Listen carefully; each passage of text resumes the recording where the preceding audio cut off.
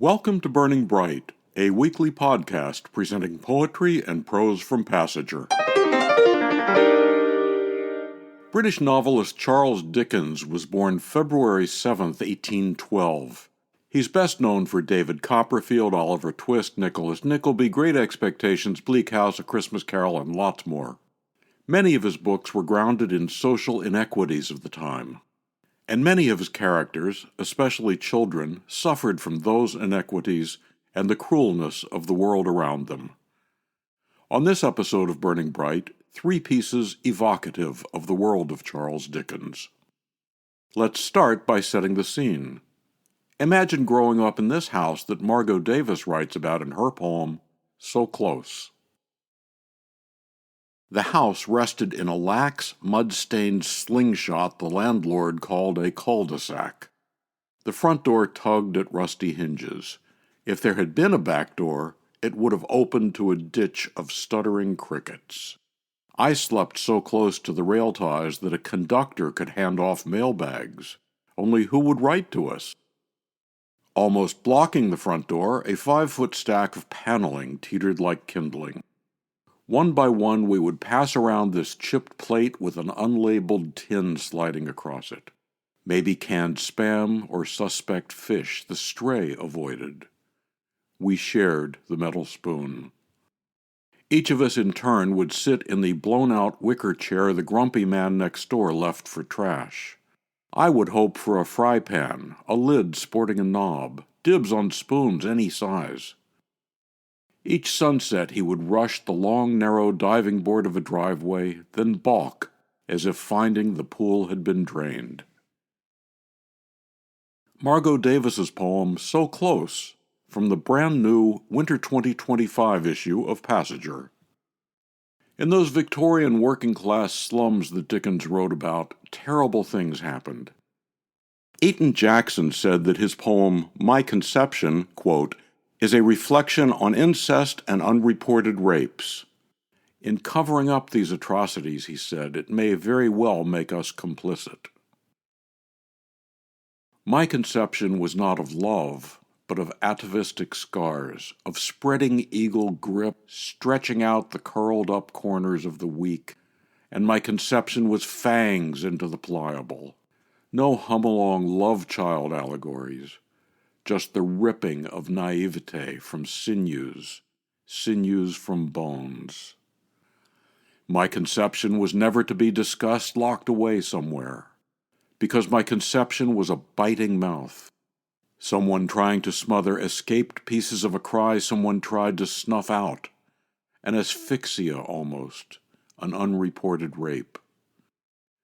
Those in the know, mummified-like, cleaned and washed the wounds, sticking euphemism over the bleeding that wouldn't clot. My conception continues, a wild circling. From Passenger, issue 74, the trauma issue, Eaton Jackson's poem, My Conception.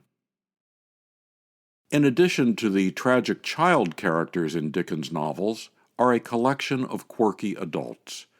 Mr. Micawber, Madame Defarge, Mr. Bumble, Uriah Heep, Miss Havisham, and on and on.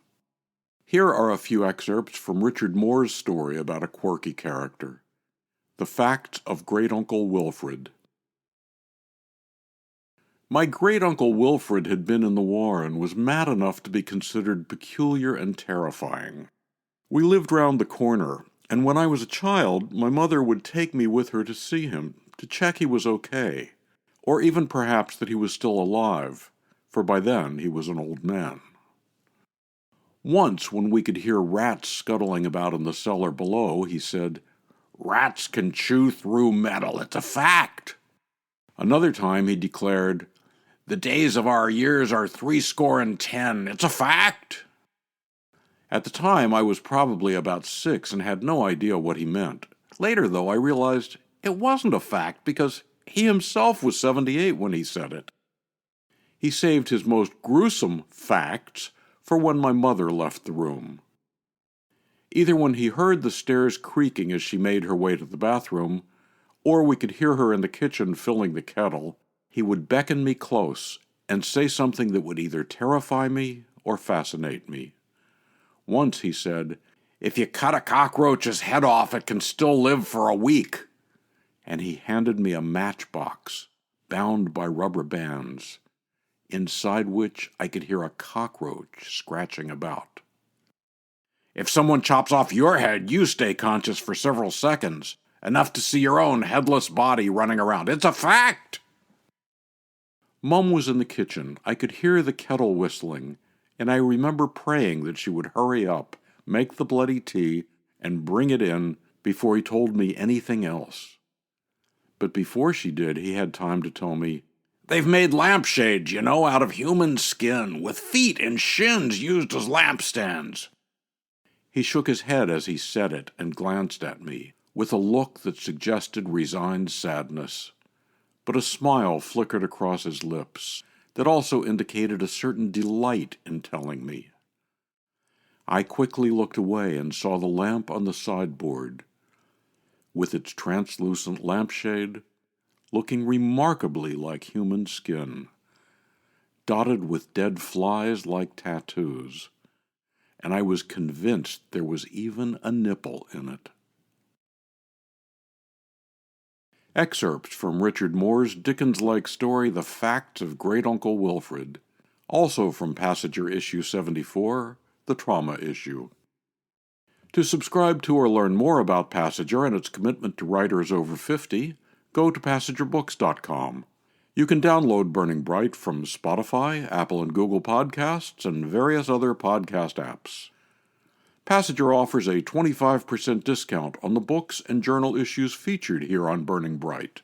Visit our website to see what's on sale this week. For Kendra, Mary, Christine, Roseanne, and the rest of the Passenger staff, I'm John Shore.